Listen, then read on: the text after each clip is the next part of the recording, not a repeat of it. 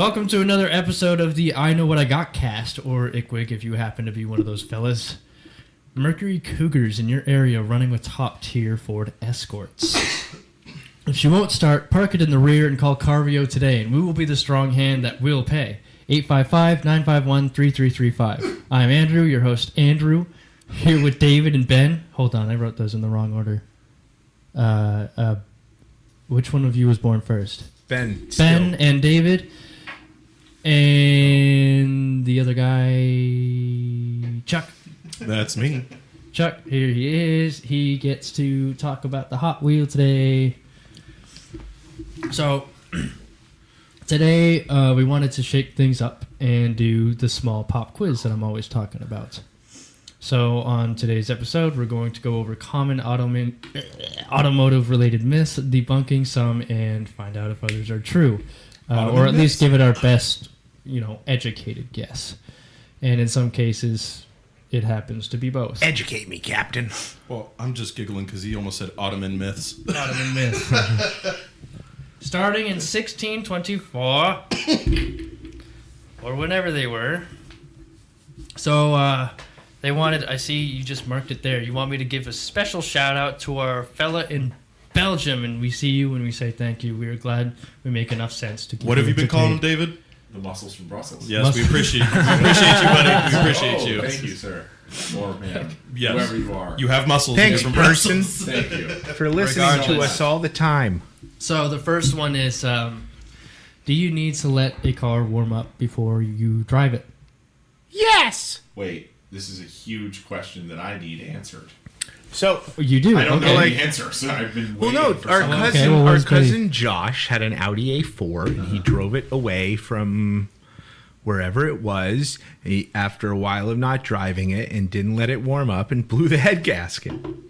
So that wait, could hold on. be So for a number of different he didn't reasons. drive it for a long time. Like 2 weeks. 2 weeks, and then he just picked it up and Drove it. just... Not like drove shit out of it. I don't think anything crazy, although he is known to So was not this car go new? slow. Was it old? Yeah, what year A4? He probably leased it. So it was like during a lease period, whenever this was. But it was like, what, 2012 and earlier? Probably. Yeah. Yeah, 2011 maybe. It was a while ago. He went but- from Audis are BMW complicated. to Audi once, and then he went straight to Mercedes. It's hilarious. So, I wonder. yeah. So I would say that it depends. If your car was manufactured roughly before 2010, about, maybe you should consider that. How long? Okay, because yes, that was my answer. I was going to do that because I have been So I mean, if always. the more care you want to take about it, the longer you will let it sit, right? Because you can quote unquote let it warm up enough to just get the oil going around and along the top, Right. the valve train or the camshafts or whatever you have at the top there, or you can go the extra mile and actually start to see the needle kind of start to go up a little bit, and then like the temperature, the coolant temperature, Yeah, like just wait for that. That can take a while, especially for older cars. I would always just kind of let it sit for let the oil move around a bit, and then I would just kind of roll out in a low gear and keep the. I wouldn't just like go right off the bat. So I stop doing that. Side note, the Previa doesn't go into its highest gear until it's warmed up. So when I get on the freeway, That's I'm a doing transmission temperature thing. I'm though. doing like 50 until... Yeah. Interesting. Requirements because the valve body won't open and close still too because it's not the right pressure. Because the fluid, so transmission fluid gets thinner as you get to operating temperature and it'll expand. That's why you measure your transmission fluid. You can do it cold or hot. But you need to have a specific check mark on those two positions because otherwise you'll read it wrong if you don't know what it's in. Some cars there's one that only says you can cold. check them when they're warm. Some cars you only can check them when they're cold, and sometimes it doesn't matter. Like if Chryslers just have a dipstick tube and no dipstick on it. Like there's just a cap. So what you do is you have a factory as a technician. You have a factory one that you slide in there when it's running and operating at warm, like operating temperature, and that's when you check it. So a lot of newer cars, they have cold starts kind of like worked into their old software a bit, and they will I think I don't know what Pulls it the idle entails mechanically or anything. I know Not- it's mostly to warm up the cat, Yeah. the catalytic converter faster, so they can start, I feel like stop noxious fumes from. You think Kicking it? out. You feel like it just? I feel like it just gives more fuel, so there's a bigger boom, so it, does. warms up faster. it's like a choke. Runs a little Yeah, richer. that's exactly what it is. It Uh-huh. messes with the airflow. It probably does because they're a little bit newer. Like it might retard the timing a little bit too. But other than that, it's not going to really do too much. So I mean, it's the newer, the less likely you are going to have to Yeah. actually I sit wait, there like, and 3 warm it minutes up. at And least. but I think for On any anything car, that's fair. you don't as long as you're close to your idling while you're warming up Yeah. or driving down the road, the first road, your street, whatever, just that's pretty good. The only time you do need to actually sit there and let it warm up is if you have a rotary engine. Yeah, or anything from the 90s. So if you and can older. imagine having a 2008 Mazda RX-8, if you wanted to use that as a daily, then you're Okay, going to have fine. to add an extra 10 minutes or so to your Now, commute. This may or may not be a dumb question, but it's probably a dumb question. Does this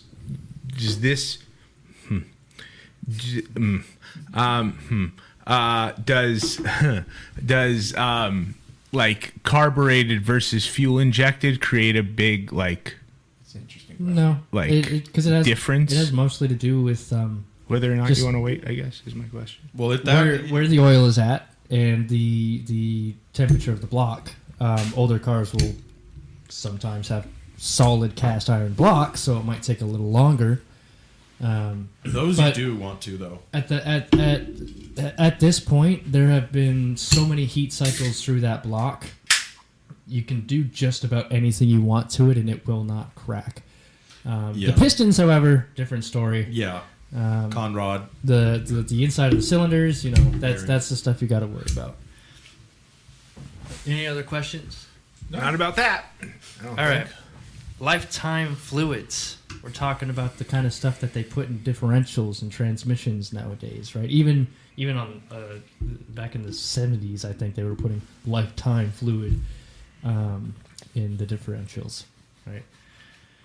So this is referring to the life of the fluid in question. So wait. I'm sorry. Was the last one a myth or not?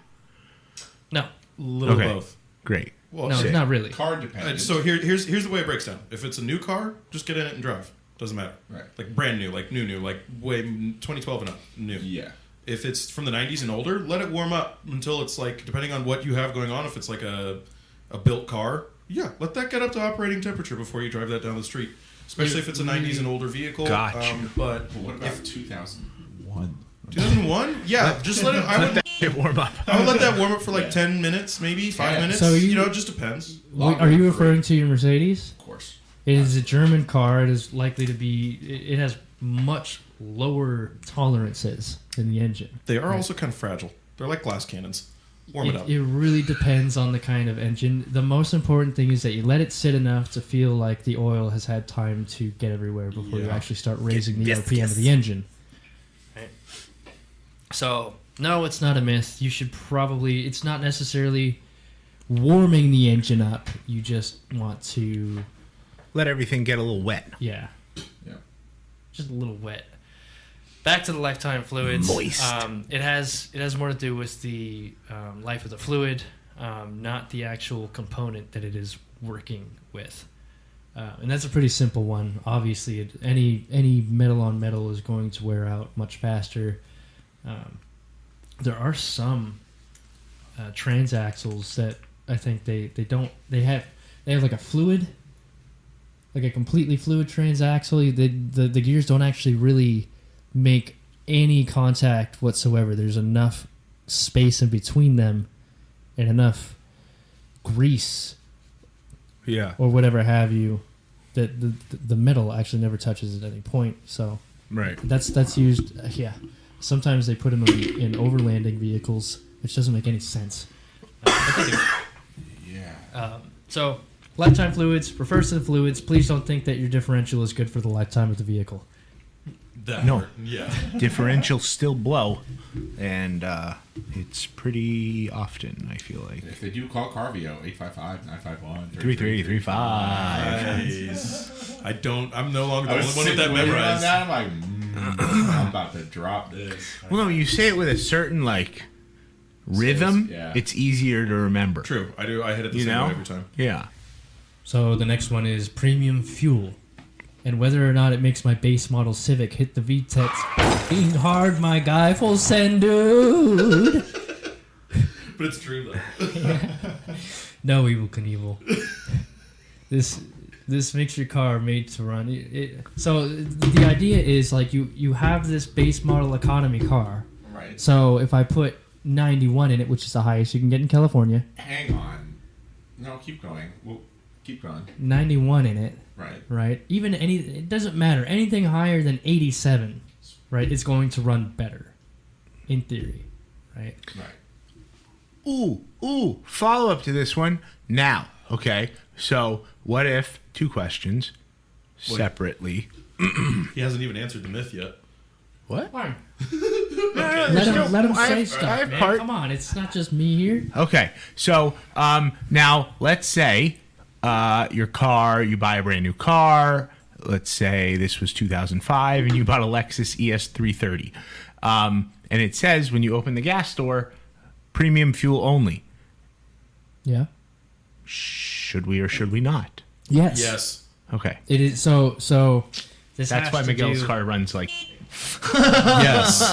Absolutely. Yeah. Holy. At Yes. least put mid-grade in her 2005 Lexus ES330. No, Yeah. you So- cannot go. You should not You should really never go go any under. lower or Yeah. higher. You should definitely never go any lower, Right. Okay. right? Yeah. You can go higher. It's not gonna like hurt your car as much as going lower if you have a high octane one, right? The idea is that your engine has been built to withstand that particular boom that octane gives off, right? Right. So if you're putting 87 octane in your 91 or 2, 2005. 90, What? 2005? No.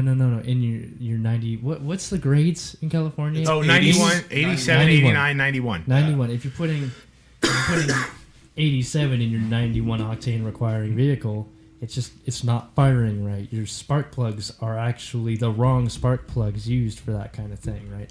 Okay. Um, So Miguel's car's okay. Which will cause lots of that carbon actually deposits on your leads valves. me in very well to my follow-up question.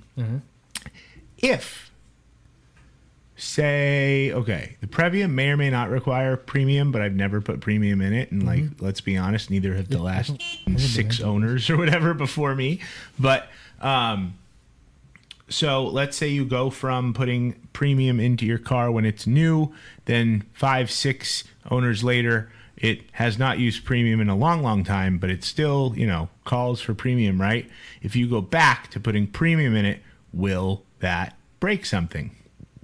No. Can't be good. But I don't No, think that'll it's be no, a- Because no. I've That's heard why that it if you fails. go if you've been putting one fuel in for or octane in for ages and ages, and then you switch to a higher one, it'll nope. It's the same as if you put synthetic in a car that needs conventional. Oh my God, it's gonna Right. die. No, use- that's I all use- wives' tales. I use Great, okay. synthetic myths. in Love my this. Love that we're doing Spitfire. this. Synthetic is objectively No, better. not oil, gas. I know. Okay. That's But like, but Oh, it's, yeah. it's the same thing. Just go back to whatever the car wants, especially if you're using stock equipment. On a supercharged car, I can goddamn guarantee that it is premium. That's what I was thinking. At least So- they Turbo want it. cars, premium. So Supercharged should I cars, start putting premium in the Previa now? Yeah, absolutely. Start at some point. Probably. Yeah, you might be.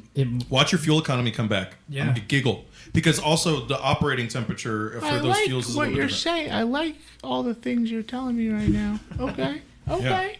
And here's the thing: what I tell people, like, if you have a German car and you put crap fuel in it, like Arco or AMPM, or not Arco, We're Holy not going to Shell. get into that. Holy But Shell here's the all thing, hold on, day, let me every finish. day. The thing is Chevron bad? Chevron's good. Chevron and Shell are the best. Anyways, Okay, Mobil's good. good too. like But it. the thing is that it leaves carbon deposits on your valves. Right. Really big, nasty, and sometimes it can unseat the valve. You can have leaks. You can have issues. It can unseat it so bad that you have a can piston kiss score. the valve. You can score them. You can all sorts of horrible shit.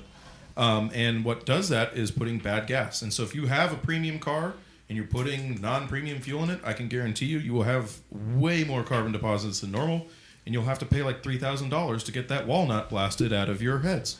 Okay. So So we're going back to premium in the Previa. So, Great news. Thanks. it's God, man. I mean, I can't stand watching people wait half an hour at the Costco line to save Like $5, $2 10 overall. cents a gallon. Yeah, you and put they get 10 10 gallons. gallons, right? Yeah. That's 20 cents to 50 cents or whatever. I Allison don't know. says that to me all the time. I'm Like, like, let's why? go get That's- Costco. And you know gas. where they She's like, spend that You're an money, though? idiot. I was like, you know where they but end up I'm spending Jewish. it? They spend it on their motors that go kaput because they did not put good fuel in it. So we'll wrap this one up, and the Wait. One more. What if Costco's Okay. just rebranded Shell? That's what I was That'd be going to say. fire. Is Costco I don't know. I gas do not bad know gas where- or good gas? I don't know. We'd have to What- dig into that. Okay. Don't get too much into that, because I know for a fact that most people don't even care which gas station they go to. I do. I do. I only go to That's Chevron. great. Good on you. A little weird. It is. Fine. Well, luckily, like the There's two closest gas Chevrons right station here. to my Fly house out. is Shell. So like, I normally am going to a Shell, Shell or Chevron. they're and the best. then if I'm somewhere else, not by my house, and need gas, I'm like, I've been doing Shell this long, like might as well keep that trend going, right? Yeah. That's the logic. Nothing, Stay you true to know. the brand. I guess that's Yes. another myth. Is it? Do they really get? And I get Yeah, fuel they actually rewards. do. No, there's a difference between the fuel companies. They So- they put a different additive. There's Shell like had a commercial weird, that like yeah, told me different that. detergents and all this. One at a time, fellas. Oh, please. Oh no, I saw a Shell commercial back in the day, and they're like, if you don't put good fuel in your car, your valves are gonna go to shit. Like the Yeah, they show Yes. like It's dirty. real. That's real. Yeah. Let them control you with fear. Oh man, you remember those little cars you used to be able to get at Chevrons? with Yes. the eyes that would go back and forth. I know they Yes. still sell them. They're rad. I have like an old one in a box I got at the swap meet. So I've read several times already in like Explorer forums. They're like, don't put premium in you. No, it's made for 87. Let it run on 87. It runs worse on 91. It's just not made for that. Right? Yeah. Just read your owner's manual for once. I know you've never taken it out. Oh, that's brilliant! I have the owner's manual for the learn Previa. how to change your trip odometer back to your regular odometer. Also, while you're there, Mechanical. It's not a problem. It's analog. It's okay. and that's that. That's that for that myth. Chuck, do you want to take this next one? Oh, yeah, this one's pretty funny. All right, so I'll do this one. So, should you hide behind a car in a gunfight? All right, so we've all seen it in a film. It depends where they're shooting from. No, Sorry. No. Continue. it doesn't. Let me tell you. So, someone is standing behind a car door in a major shootout or shooting from car to car in a crazy chase scene. While having more of pretty much anything between you and a bullet is recommended. Car doors and cars in general are not made with armor. In fact, they're mostly made of plastic, so they allow bullets to pass right through them. If all you have is a car between you and a pissed off bullet, use it, but do not expect it to save anything. By all means. Not old cars either. That's not enough steel. No. Follow up to that. Busted. The police. Yeah, they do that because it's better than nothing. It's That's literally true. that is the Yeah, thought. that's It's fair. better than nothing. That's why I say At if least, all you have slow is it down a little bit. You don't want it to go through you. yeah, you You do can slow well, it down enough to just kind of like sit in there, or like, hopefully wow. redirect into a nice piece of armor on your belly. Yeah. Or Yeah, take yeah, out your yeah. leg. Or maybe what if it Like what if you it's get headed towards the belly? it catches a good bounce Then- and your life direction- is saved. You know what I mean? Yeah. But like anything beyond that is you're out of luck. Yeah, 100%. Fast. So that's why I said anything between you and a bullet is recommended, but like just don't expect a car door to be like what you think it is in the movies. If you listeners out there want to see a cool video about what it looks like when an armored car gets shot, check out. Can I do this or yeah, no? I do. I think I'm Yeah, is it yeah. the one where the CEO sits in the car. No. Oh, that one's insane No. too. So this YouTuber Demolition Ranch. Oh, that guy. Yeah. He traded so he does stuff where he shoots things with guns. Yeah. That you wouldn't normally expect to get shot. For example, like a vase. no, like a well, sure, but you'd shoot a vase. We've all seen John Wick. Come on. But I have not. really, Continue. that's a We're not problem. talking about it. Don't watch the first one. Skip. You don't want to see the dog. That's unnecessary. rough. Skip through the first Then I like won't 15 understand why minutes he's of the so movie. mad. Oh, you will. You'll just be like, somebody get shot it. his dog, and you'll be like, oh, all right, and then you'll carry on and be like, this all makes sense. So, this guy Demolition Ranch, I don't know his real name. Whatever, it doesn't matter. Mr. But, Ranch. Sure. Yes. But he had a bar of silver that weighed a large Like an amount. ingot? It was Yeah. but it was like Literally this an ingot. and that. It was big. That's it was literally like, an ingot. Yeah, Andrew, Like you the nailed stuff it. at the bank? it was like it looked like a kilo of silver. Like, you know what I mean? Okay. So like For he you had werewolf this traders and out he there. shot it a lot with a lot of different guns Does that and look similar calibers to and stuff. a kilo of other things? No, it's like thicker and fat. Wow. It's thicker and fatter, but like Let's talk about that more. actually, Woof. if you took a kilo of other things and flipped it in half, you would have this brick. Okay, so like if you broke it in half and stacked the two halves on top of each other, That is a brick, not an ingot. I guess it's an ingot. whatever. I don't know Whatever. what an ingot is. It's something that just the sounds like things you at the find back. out a pirate The ship. banks, they bar. have them, the ingots. No, so yeah, it's like that. It's like that. With the Balinese dancer. He took out David. He's done. All No, right, you all moving see the on. Italian So job. what happens Yeah. when you shoot it? Gold bricks with Balinese dancers. Depending on caliber, it either does nothing or it does something. Okay, that's all it needs to. You need to know for this. But what he did is then he took that shot up Brick. amount of silver and he traded it for an armored Suburban. Okay. Like I'm pretty sure like the second highest level of armor you can get. Like it won't stop an explosion, but it'll stop the biggest small arms? bullet. Yeah, like the biggest bullet you can think of, it'll hold one of them up. And then he just took all of his stuff and just shot at this truck. And so I recommend you check it out. We Okay. kind of took a left when we were debating the size of the silver brick, but really the point of that story I thought he was to going to check. shoot the brick. He That's did. why He did that first, and then he traded the shot up brick for a Suburban that had armor. Well, that's why it's plating. important. Yeah, It's yeah. not hardly attainable. So, and I think that the hilarious. videos are in a series of 2 or 3 of them, and he just like,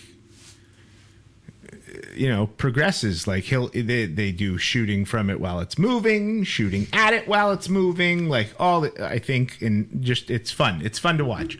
So check it out. Let's see. I would like to take the time between that miss and the next one to also mention, which I should have done at the beginning of the show, that after this we are going to have another episode that is something that I've wanted to do for a while. We'll see how it goes. We are going to watch a Bonhams auction for about an maybe it's hour. Bonhams. It's going to roll across the block. We're going to say, yeah, we know about this car. Let's say what we know about this car. Or we're going to say, no, this one... Skip We're on to the next. Siri, next. Yeah. So it'll be fun, I think. Okay. But yeah, nice way to throw that in there. So next, it says,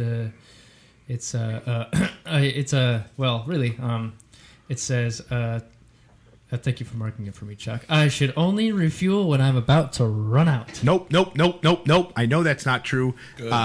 Allison, though, refuses to believe me, but it's not good because when you have the less fuel there is, it strains your fuel pump. That's right. If Yes. I'm not Correct. No, you're mistaken. correct. Yep. And overheats it and Correct. can cause all kinds of needing new fuel pumps. That's so, right. And that is an expensive, arduous replacement. yeah, On almost reaching any car. into your Almost fuel, any car. taking out your fuel tank, Yep. reaching inside of it, and ripping out a filter. Also, hold on. Here's And the- no, a pump. So it's usually an assembly that has Yes. both the level Yep. and the fuel pump is actually a little cylinder. It's about $80 on any like normal. It's the labor. The labor's what Yes. gets The you. labor is what gets you. Here's the other thing But too. it's a is little thing. It's a little little moving things inside of it. It gets hot because it's constantly pumping. it's constantly pumping fuel.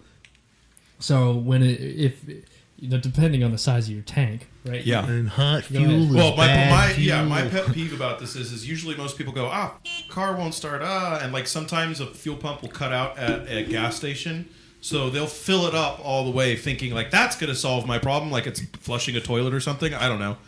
And then you get there and it's got a shop fuel pump and you got a entirely full Oh my God. tank of gas. Now, it's no big deal until you get to heavy line diesel where you got a diesel truck with like 23 gallons or more of diesel fuel in it. So now you got this giant truck above your head. You have some sort of, engine stand, engine jack stand, or sometimes you're lucky enough to have a fuel boy where you can get the fuel out. But most of the time you take it out, full, like wobbling all over the place while you're trying to fight this dumb tank down onto the floor so you can then change out the pump and then put that back up above you. The problem is that it's almost unavoidable because you don't know yet that your fuel pump has gone out. Correct. Unless, of course, if you have fuel and your car's not starting, for the love of God, why would you spend money on fuel? Yeah, that part. Don't do it. Don't do that. So, Wait. and it's very dangerous to replace a For fuel us pump. that are doing the work, that's It's incredibly okay. dangerous. I did it in the parking structure right over there. One of the guys I worked with at a Go ahead. What the honk are we gonna do? Here's my problem, right? I don't put that much gas in the Mercedes Because you don't drive it that I often. don't drive it that much. Yeah. So I have it usually at like less than half a tank. That's- maybe even creeping up on a quarter. You know what I mean? We're live-balling I it. think a So quarter's quarter of a tank fine, is but good. like when Yeah. you're Quarter of a when tank you're is about okay. that, like an Oh, eighth I of a don't run an lower eighth of a than tank that. and lower is So probably that's worth. Yes. that's like that's a Fuel good light point to on, bring up. horrible. But I have a 21-gallon tank. Wha- This is- hold on. Okay, hold on. Two Yeah. questions. One question and It's one thing. Autobahn So, Cruiser. what the hell is that thing doing with a 21-gallon tank? That part. long distances. Yeah, it's a GT car, right? Technically. Over the Autobahn. It's That's just meant Flat out. Lord. Yeah. flat out for hundreds of miles. What's the highway fuel economy on this thing? 7. like 15.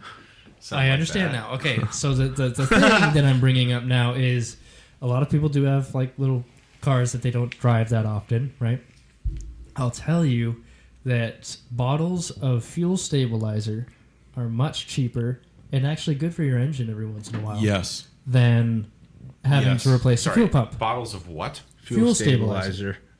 There's a company, there's a brand Joe that I used to put love. that in I the recommend Bronco. Stabil. Hold on. Not all the time, but I'm like not done yet. often. Where do I get that? So you can get it at like, AutoZone. you can get it at Home Depot. Lucas. man. Lucas. You can get Lucas it at has Lowe's. a good one. The people that make our gun oil, Lucas. yeah. they the Prince make of Dark- they make like all Yeah. the fluids. There's a brand And, like- called Stabil that's really good. I recommend yeah, a lot of boat Stabil. users, boat guys that so I do that. just It'll- pour yeah, that in it- the Gas Tank? gas. You're Yes, done. that's Yeah. right. That's it'll, it. it'll say exactly like what you do. pour this much per gallon Yep. of tank.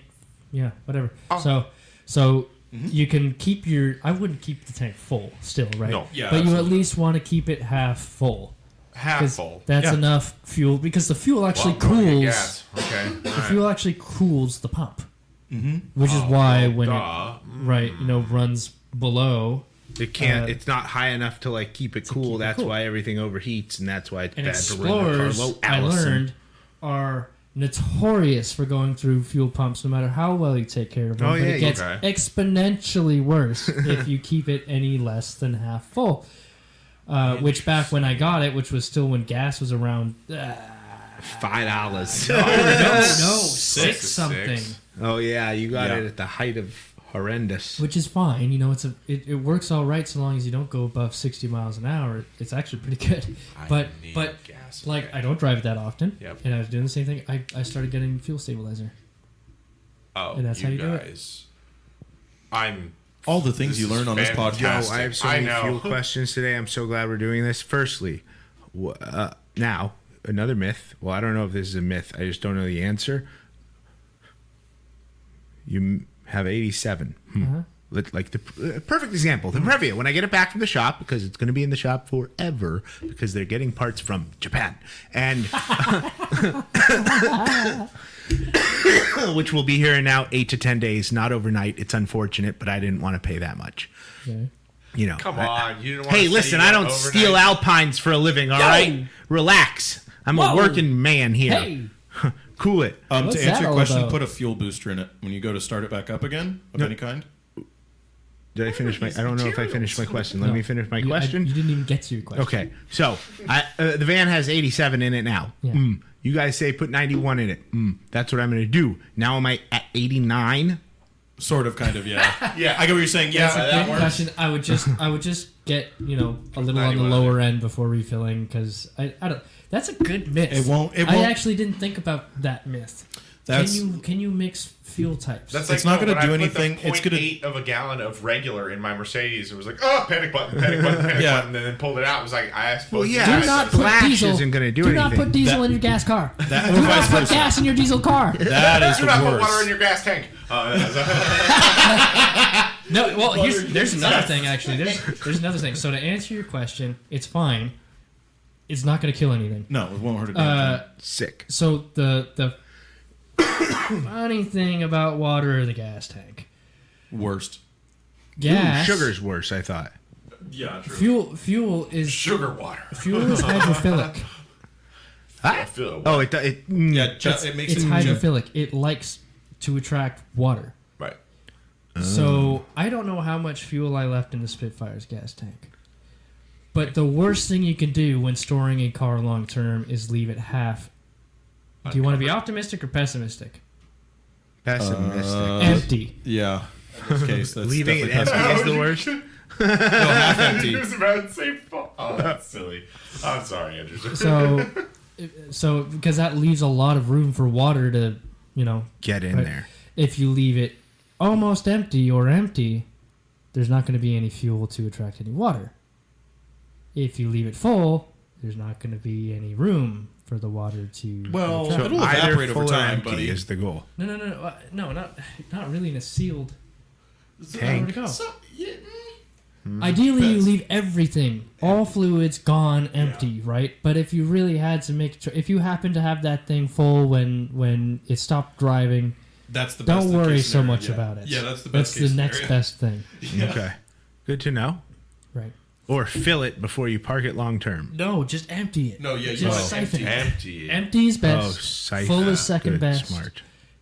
Anything in I between forgot about sucks. siphon. Yeah. Oh, well, now I... Even with fuel stabilizer. But no, not for like a week. Not for No, we're driving. talking not like- for driving. For like we're talking like a half long, a year. Yeah, like for sure. long For, time. for the military listeners out there, for you guys putting your cars in storage on Leave her deployment, empty. that's the sort of person that needs this advice. The person that's going to store a Challenger for 9 months.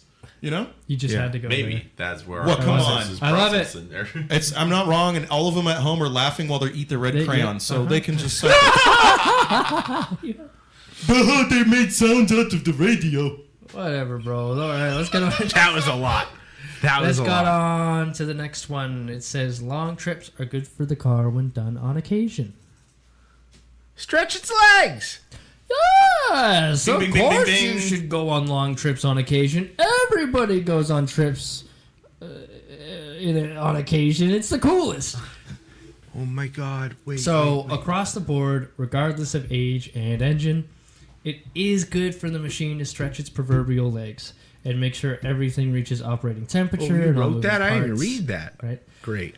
Long drives also help the exhaust maintain itself and the vehicle computers to check all symptoms of functionality. Now, the definition of long drives in what I just said are things like freeway driving, right? Not necessarily road trips or anything. You don't have to feel bad if you never road trip, right?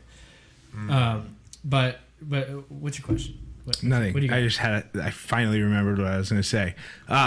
There's a movie called Blue Streak, and it's with Steve Zahn and no. Martin Lawrence. Oh. That's wrong. That's National Security. But you're close. Yes. It's with Martin Martin Lawrence and the Wilson brother from Idiocracy. Luke. Not. Wow. Luke. The other one. Okay. Yeah. Luke Wilson. And Luke Wilson is it's a cop movie, heist movie, whatever. It's comedy. It's funny. But Luke Wilson is a very slow driver, and Martin Lawrence is not. And Martin Lawrence is always the passenger. So finally, Luke Wilson put his foot into it a little bit, and Martin Lawrence just looks at him and goes, "Wow, you're driving fast." And he just goes, "Sometimes you got to feed a little speed to your ride," and that's what this made me think.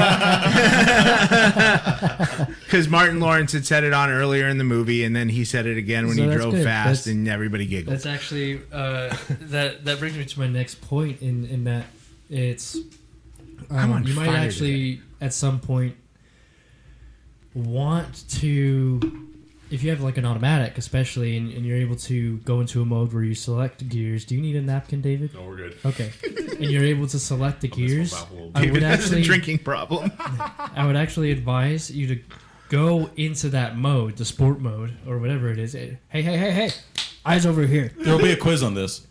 Sorry. I killed him again. Continue. Go to the sport mode and let your engine get into those higher RPMs. Because over time, no matter what fuel you use, obviously the better, then the less you're going to have this problem. You're going to have carbon buildup in the engine. You, Chuck, told me that Willie, when he told me this, was lying. No. What? You did. No. Fine. Keep going. Never mind. It's when he says carbon deposits, like they're like little flecks. Yeah, it just they're- discolors the They're valve. not chunks. You should not have chunks. That's what happens to Hyundais and Kias. Right. And that's why they blow If up. it looks like a dusty Likely shit. because If you have a everybody Hyundai buys- and Kia with too much carbon buildup, call Carvio at 855-951-3335. And please, they probably want 89, not 87. Put 89 in them. What you would consider like a clean valve, Unless they want 91. what you would consider a clean valve when you're tearing down a motor, if it looks like something left on top of a dusty shelf. The shelf's still Yeah. fine, still functions. It's got a slight covering on it. Big whoop. Right. When I'm talking like you put bad fuel or you have bad carbon deposits, it has got this. It's a gunk. It's like Yeah, that but stuff it's you a pull out film of that's your like ear. inches deep. It's like a chunk of in gunk. relation. So like this will be millimeters thick on a valve, but in relation to like if you were to scale that up, that could be inches thick on like a bookshelf of like just dust. It's like That's 300 abnormal. layers of paint on a wall. Yeah, that sort of thing. So Yes. we're talking Fordite. about that very thin film that builds up around the valve openings, even around the head, right? Right. The exhaust and all that, right? You want those higher RPMs. The exhaust fumes kind of clear itself out. It's good for the catalytic converter, right? Just do it every once in a while. Whenever you're feeling a little fun, I guess. I don't know. Frisky. Feeling that later tonight. I was thinking frisky. That's not the right word. Just let it, kind of get up there. For just a little bit, few gears, let it kind of chip off, metaphorically. Which brings me to the next myth. This one is actually high contention. The break-in period myth. Oh, ooh. Exciting. Right? Wait. Why don't you stop looking at the screen and tell me what you're Sorry. thinking? I'm thinking those people who absolutely hammer those Hellcats right when they get them, Uh-huh. and then one of the pistons does a little dance on through the hood, like right, like something like that, something like that skydiving? shit. Yeah, like One of the or pistons wait. wants to go to the moon. Someone, I feel like 911s have this problem too. If you don't like really like get them going, but like not like get them going, just like get them going lightly for about 1,000 miles. Oh yeah, like Ferraris are not supposed to go over a certain RPM for the first 1,000 miles. Benny Says who? told me that. Ferrari. Yeah, see, once I heard that from Benny, I was like, everybody else who tells You know me what's that's funny? not a thing is wrong. So me and Andrew were talking about this the other day, and we're like, "Oh, new economy shit boxes. That's not a thing." And we were like, came to that That's- consensus, and that's true. Maybe true. Re- yeah. Like it's not. There's not a whole lot you can do to like break those in. But when I started doing more reading, I realized that there's a lot of manufacturers break-in things that are about Right. 500 to 1,000, like he's about to say. So like, yeah, When I had my Veloster Turbo, they gave me a whole like little card. it's a turbo car. That makes sense because That- you can. The Well, motor no. might be fine, but you could send a turbo fan easily through something that's not. You know ready what to it do. was for? Huh? The dual clutch. Oh, you had the automatic Interesting. dual clutch. Yeah. That makes that sense. thing It was for the dual sucked. clutch. That makes sense. So bad. Yeah, that It was makes like a sense, though. manual you can't control with a mind of its own. It was insane. That is hilarious. So, first off, what does breaking in the engine even actually mean, right? We're not talking Oh, he about took the glasses off. We're not. I'm just rubbing my temples here. He's already stressed over this one. We're not thinking about changing the dynamics between any of the components. Really, they're all where they should be, and they always, should be. We're talking more about heat cycles in the engine, right? Interesting. And in a lot of newer cars, the blocks are not made out of cast iron. Not very tough, but this does still apply to cast iron. And things like aluminum, right? And, oh God, what's the other one that goes Magnesium's big another boom? common one. Magnesium locks. Big booms, right? Yeah, You that's like need the heat cycles to kind of temper the engine, right? So you don't want to ever continually,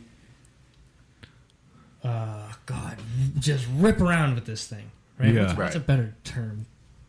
Forgive me. Hammer it. Hammer it. Hammer on this engine as soon as you get it, right? Even when later down the road, right?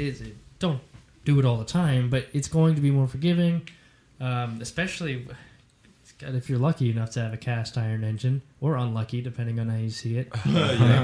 I mean, after weight-wise, unlucky. Yeah, that part. Otherwise, it's where the fine. weight is. Okay, that's what's important. After 40 that's more years, that accurate. thing is basically indestructible, right? But the first time you're driving it, second time, third, fifth, 10th, just don't Don't goose it. don't goose it. I always thought that whole break-in period thing came from like when they assembled the engine, they put like whatever lubricants they put on it, and it had to burn those off. No. To get like the Your oil engine temperature is never. here, Think about it like this: if your engine that's internals just what I are getting assumed. hot enough to burn that grease, that means your oil's boiling. So that No, grease that just they- like rinse it out Oil and mix be it in with the oiling. oil. Yeah, you that. know what Yes, I mean? yeah, that. Yeah. So that grease, Not burn it off, it's not- just it's not get it going off. to affect how the oil performs. There's too little of it. Yeah. To actually affect anything. Yeah. It's literally that grease that they put in there is literally just to protect the engine for its very first start. Okay. Because nothing if you goes don't- metal against if you metal. just- I don't know. If you just assemble it without any grease and you put the oil in the bottom and call it a day, you're going to put so much wear on that first start. yeah. Right? No, I had no factual evidence behind that. No, That's what I assumed that's what why this there was is, a right? breaking period, right? And so it's always been like when you break the car in, it has to be the same consistent RPM the whole time. And other people say, no, you have to have a ranging variation in RPM, right? If you had to go with one, and you're probably going to have to go with this one because, the law doesn't like it when you do the latter. Yeah. Go with the constant RPM.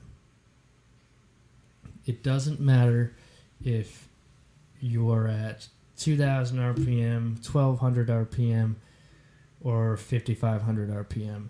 The parts are where they need to be. Yeah, and they're spinning. And they should always be where they need to Yeah. be and functioning, right? How new it is does not have anything to do with this, right? We're just talking about heat cycles and tempering the engine.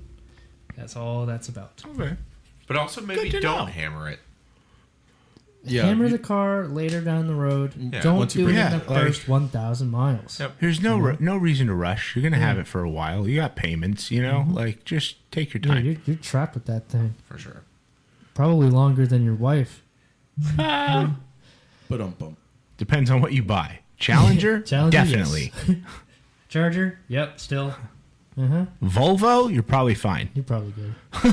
Very sensible. Yeah.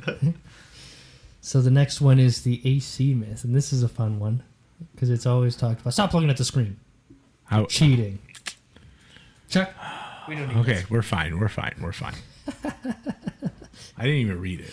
I just wanted to I know, you can't read. That's why I have to D here to read it to you. What? Hey. This is why I'm here. Listen, I can. I am the only other person on this show. Chuck, okay, David, you're the only person who hasn't written an episode. Yeah, but I was gonna say. But I wrote and read that episode. So Yeah. go f- yourself, I had to- firstly. I had to David edit the- can't read. No, you didn't. Mine was perfect. Chuck's the one who can't spell. Whoa. Okay. that was too kidding. far. That was not very nice. I think you should I'm apologize. kidding, Chuck. I love you. I'm sorry. That worked. So the AC myth, and does it affect engine miles per gallon? Right. Sorry, I'm so rough there. I don't usually think about that stuff. The answer is yes. Is it? I mean, listen, here's my logic. I don't know if this is correct logic. It's definitely wrong. Okay. But like, I don't know, there's more running. That's it? Yeah. Oh, okay. There's more on, you know? So what It's happens? stressing the engine more. So your engine has a normal output, right? Well, we call it what do we call it exactly? The crankshaft output, crank horsepower, That's brake horsepower. right? Brake horsepower, right? This is not the horsepower that goes to the wheels. That's a different one. It's called wheel horsepower, by the way. Yeah. We're talking about brake horsepower, right? The AC compressor is a little thing on there, a little guy with a belt that is connected to the crank of the engine, the crank pulley. And when you turn the AC on, that pulley is instead doing nothing, goes into engaging the compressor, right? So that takes something or other, anywhere between like 3 to 5 horsepower usually, right? Mm-hmm. The more cylinders you have, the less you are going to feel it when you turn it on while trying to win a race, which typically you would turn it off because it does, in fact, affect the output of the engine. Here is where you're kind of wrong. Ben. Wrong. Wrong. Got him. It affects... Both. You it owe affects- each other a Coke. It affects only the output to the wheels. Your engine is still putting out the same amount of power, the same amount of output. The only reason why it would be worse on your NPG is because you are pressing the pedal down more to go the same speed. It indirectly affects it. So that was my my So follow-up. if you were to have cruise control on and you were on a completely, not level because it doesn't matter, but like the same grade of surface the entire time, right? Let's just say you're at 60 miles per hour on Yeah. the freeway, Yeah. dead flat, Yeah. right? Yeah. And cruise control, Yeah. you turn on the AC. Yeah. My RPMs go up. No. You're wrong. Well, yeah. I watched it happen. So your cruise control is going to be like, well, I got to keep it at 60, right? It's going to take more fuel to go 60. If you were to just keep your foot on the gas the whole time, and let's say in theory you are just truly brilliant and you can keep your foot completely still, no cruise control, and you turn on the AC, it will not really affect how much it doesn't need more fuel, right? Will you get there a little slower? Yes. Will your miles per gallon be affected? Not really. Until you have a hill Yeah, and you have unless to you floor want it to more. get there at the same speed, then it will.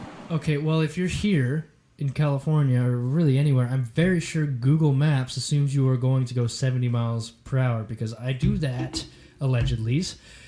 And I get there exactly when Google says I will. You're That not means one of you've those. lost. I have to beat the Google Yeah, guys. yeah. I am. 100% one of those I guys. am, but I respect the law and the flow of traffic. And I still get there exactly when Google says I should. I know. Good for you. I'm Mazel free- tov. Oh, anyway, back to The rest point. of us have lives to live, okay? It does So the not- rest of us drive like Jeremy Clarkson and he drives like James. That's Dean. not what I'm saying. I'm saying I do allegedly go faster, theoretically. Not fast enough to get a ticket. He's gotten those. Not fast enough to beat Google. Buddy, do I have an episode for you? Oh, I know. But So it does not Right. directly affect your miles per gallon. Fine. Is it going to? Yeah. Okay, that was a great myth, Andrew. And let's do a jingle. Does your Ferrari not go very far-y? Then call Carvio at 855-951-3335. That one was brought to you by Daddy. And speaking of him, he's actually the reason that I even changed it up this episode because Papa Murray. I think it was last episode which episode was it? Diablos? It was with the maybe Defender? it was It was either episode 9 or 10 because it's what you were telling me about. Your dad was I don't know listening which to. episode it was, but we the whole grounding strap thing on cars came up, Yeah. right? Yep. And well, it goes deeper than just having a positive ground car and putting a negative strap car on it, and then having a negative ground car and then putting a grounding strap on it. Doesn't make sense. So he texts me because he loves to tell me when I'm wrong, and we both love having the answers to everything. He texts me that this was used back then all the time because people thought that it cured motion sickness.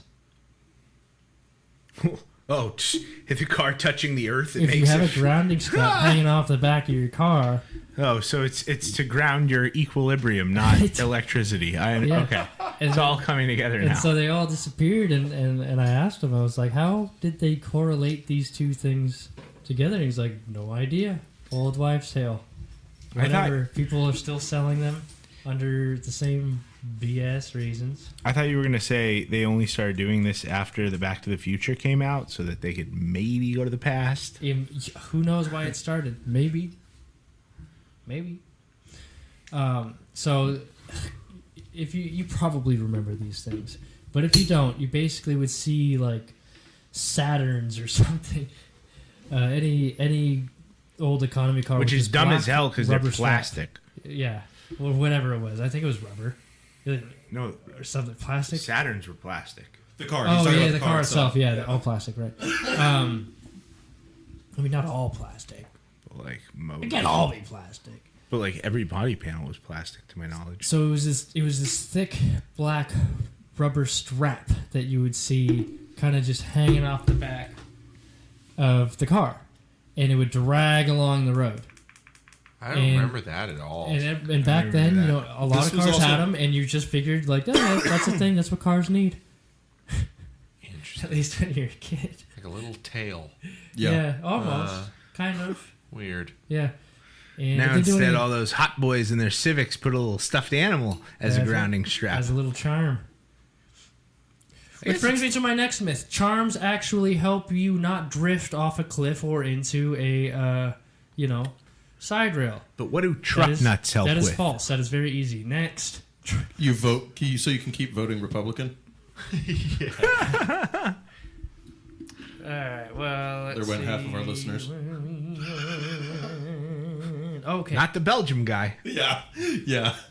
So, Now watch, he's in the military. He's just stationed over there, and we're just shitting on our poor muscles from Brussels. So after we just shouted him out, every time we drop a new episode, we're like, "Do you listen?" He's there, right there, every all single the time. Sorry, proceed. so the next one is the oil change myth. And we're talking about the frequency of the oil changes. Right. What have you guys heard? I do either I do every between 3 year. and 5, or I know I don't have to. Like, it's whatever, but try to get as close to 3 as I can. But then also like Priuses, when I worked at Toyota, they would need one every 10. Mine only needs one every like 75. So it really depends on the oil, to my knowledge. But The Prius thing makes sense because it's not always using And then the just, engine. right. Which is well, no, it was probably like why- a lot of Toyota, like Yaris is like stuff with So a lot of newer cars, some specific kind of oil. you can actually go a little longer. Right. What are you laughing about? Because for that one girl out there who's driving a Hyundai Elantra on factory oil at 45,000 miles, they did I this think for that girl you. is called That's my Shaq's ex-wife. Damn. She was actually right about one thing on cars about over me. Oh, jeez. Okay. I am the guy that used to do it at 3. I was that guy. So I do it 3 or every year. In the Mercedes, in the leased Hyundai, I'm like, 45. Who cares? When I give it back, So you're definitely basically wasting money at 3. It's okay. Between 3 6,000 and 5. miles or Not 6,000. 6,000? 6,000 miles or 6 I don't know. months. Do that kilometers thing in your head. For 6 months? Yeah. Yeah, 5K or 6 months. That's like a thing. I do it every year. Well, on what? The Mercedes. You don't drive the cars 5,000 miles. The oil breaks down over time. Yeah. It loses its viscosity. Okay, so 6 months is what you're telling me I should be doing instead of a year. Mm-hmm. Yeah. How'd you? I've told you this before. It's literally what. Okay. You listen to But nothing I say. a lot of cars can actually go 10 Yeah.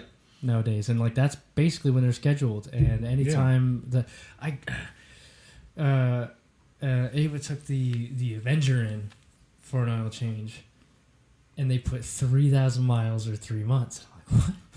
Yeah, I turned oil that thing change straight places off. are savage. Yeah. Well, it's an I turned that Avenger. thing straight in. Yeah. Well, so no, man. Do it here, for the let me tell you multi-point this. inspection. So I hold on.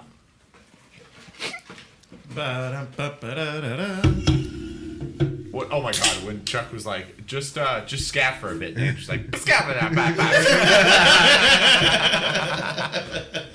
Killed me. Oh my god. I went in to replace the battery on the Neon because I thought it was a battery issue. It ended up being a fuel issue. I think somebody was actually taking my gas. Oh no!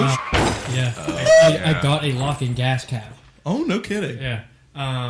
Because I swear I've started the car. Yeah, let's on take less the gas out of the Neon. But here's the thing, like It's totally this guy's whole life. the Neon is old. Not the Infinity parked 4 spots over. The fuel door doesn't lock. Right. Okay, that's problematic, You know, I guess. That kind These of guys are thing. lazy right? or So it's easy Not to get respectable. into, right? So I parked this thing. I've definitely parked it with more fuel, or even less fuel, and it started up the next morning. I go to the gas station, whatever, right? It didn't start, and it's like, okay, well, we look at the battery, and it was about 3 years old anyway, and it's the dead of summer now. It's hot, and it was leaking, so whatever. I just replaced it. Yep. The people at the shop tried to upsell me on the improved battery, right? Saying, yeah, well, I mean, what you have is like what you're getting is like a Walmart battery, and I give them a very short stare, and I'm like, fellas, this is a Walmart car. What do you expect? That's See, good. I don't need anything better than this, Right. But anyway, any place that tries to tell you that 3,000 or 3 months is totally whack. Cars have never needed that unless, I don't know, maybe cars that are like 80 years old now, where the cylinders are basically flopping around in the cylinders as they're going up and down. 6 is sensible. Listen to the car. Read the owner's manual. Just do what the owner's manual says. They will not let you down. Fair. They built it. They want it to last. They don't want a bad review from you unless you're Dodge. Yeah. That's so true, though. Says the man with And neon that's and why they want Avenger. you to come back every 3,000 miles. Really, that guy knew his shit. Because he knew that was about to break. He's like, Really, "No, if for no." nothing else, you need it for the multi-point inspection. This thing was born to be a rental car. Okay? 15 fucking years ago. I don't know. I don't think they would have made the Highline. I think. Did I show you the other Highline that came through here? No. It was like 136,000 miles. The blue one or a different No, one? a white one. The paint was good. It had the wing. It said it on the title and everything. And then I looked for the wing, and I saw the wing. And he came in his pants. The fuel Yeah. punk fuse We're gonna need to kept see. going out. Oh, bummer. You're like, Time to I buy have that this car. And it was funny because I looked at the text to see if there was anything actually wrong with it, and I found that there was a fuel pump fuse of all things. And he's like, the very first text you said when we were like, hey, are you still? We're contacting you about the Neon. And he's like, oh, you want to buy that piece of shit? We're like, yeah. Someone here really wants to buy that piece of shit. Yeah, a Yes, piece of we shit do. where you work out that issue, give it a nice detail, and you maybe got with 4 or 5 grand on your hands. That's not so bad for a Neon. dude, that's like that one that came through that was like that. The TAC had no espresso. red line. It went up to 8. Wow. Hot. It had no red line. That's crazy. It just probably had a fuel cutoff. Oh, yeah. But it had no red line. That's why it's called the High Line. So I can't see it. It's got a wing. Where was it? Let's go. Oh, I think it was like Virginia. Oh. Pretty cool. Yeah. So That's just a tidbit of rust. Anyway, Yeah. moving on. Let's go back to the dad thing and driving with an interior light on. All right. So yeah, here's the question, fellas: is it legal or illegal? I always thought it was illegal, but it's probably not. I feel like that's just some dumb shit think my it's- parents yeah, used to say. it's totally- 100%. Yep. Yeah, like, You can do that. it's not called a map light for nothing. Okay? Exactly. I was just going to say the map light is a necessary thing. You need it.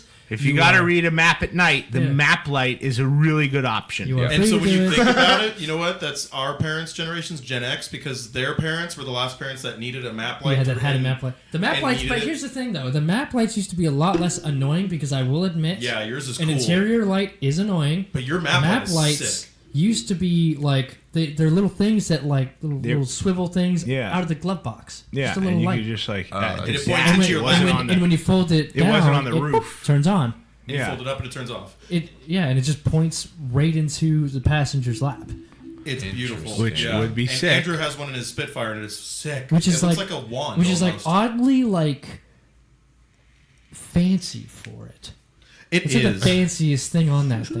It is. It's like, let's just take a desk lamp, Yeah. make it Well, real it small, It doesn't even have and an put oil it in pressure the car. gauge. Well, hold on. But remind yourselves of where the car comes from. It's a British Roadster. Like, that actually is, like, you're supposed to go get We're lost in motoring. yeah, but you're supposed to go get lost in the English countryside in that car. So, no, a map light Yeah. makes Motoring. sense. And- or, and also, she breaks England- down. She can break down, and you might, in the middle of your night, need to figure out how to get home because you finally got it running again. Read an England owner's is like manual, one of baby. the only places in the world where it gets dark at night, Yeah. which is why they needed Yeah, one. yeah. Everywhere else is actually very special, and we just have heavy curtains. So One person suck in on it, Norway is England. going to be like, oh, well, yeah, it's sunlight 6 months out of the year here. Sorry about the Queen. Oh my god. God bless the King. So that Commonwealth. is a total myth. Your parents were lying to you. They lied to you about other things too, probably. Yep. Like their happy marriage? The What? tooth fairy's real. Oh, sorry. What happened wow, to the mine was dog? way They didn't darker. lie about their happy marriage for long. No, they did not. Yeah, that lie went out the window after a while. So the next one, Took till I was 12. I think the next one, even Chuck and I fought Roughly over. about the same, yeah. It was driving slow in the fast lane gets you. You put executed. It should. I And I will stand. I said what I said. Driving slow in the fast lane should get you executed. Is it a myth or is it not? that's That's a an myth. opinion. That's what that That is a Strong one. that is a political platform. Does it get you ticketed, is. It can in some states. That is correct. David? 100% it can. It should. It should. Okay. No. Sorry, that. I literally just read an article about a cop. I don't know where he is, but he's a vigilante, like Batman. We all love him. And his whole gimmick is he just pulls people over that are driving slow in the fast lane. I love But that does guy. he ticket them? Yeah. Okay. So I've seen a video. You probably look it up. There's a person who was moving under the speed limit, or even just very much slower than the flow of traffic in the left lane. Cop was cruising right behind him. He was probably They- doing that because the cop was so- tailgating him. So And then- wait, hold on. No. What? No. So let You me. insist. I'm going to guess that yes. You insist, sir. That they were a person from Arizona driving in California. Oh my God, no, it's Oregon. No. Oregon drives the absolute slowest. No. Yes, no, yes, no, yes. It's Arizona. No, it's not. No. It's not.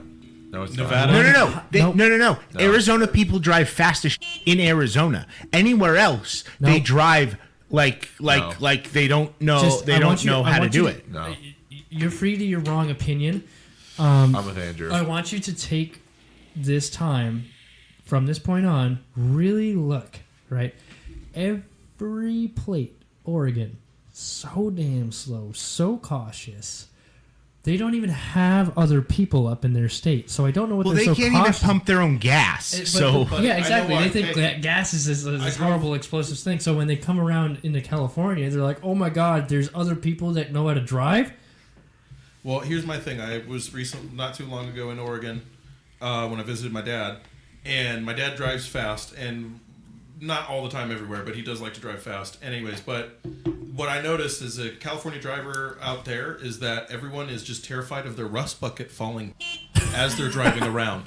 Because having between the knowledge that I have working here, Yeah. and then having seen a California driver drive around those rust buckets, I'm like, Yeah, you're afraid you're afraid you're going to decimate yourself. Or your someone control else. arms are going to snap right off the frame mounts. Yeah, dude. Your motor's going to fall out underneath you. You're going to watch it just tumble through the transmission tunnel behind you. Oh man. You want to hear something pretty off topic, but about Oregon Well, we're trying to stay on Washington. topic. How off topic Off? is it? It's a little.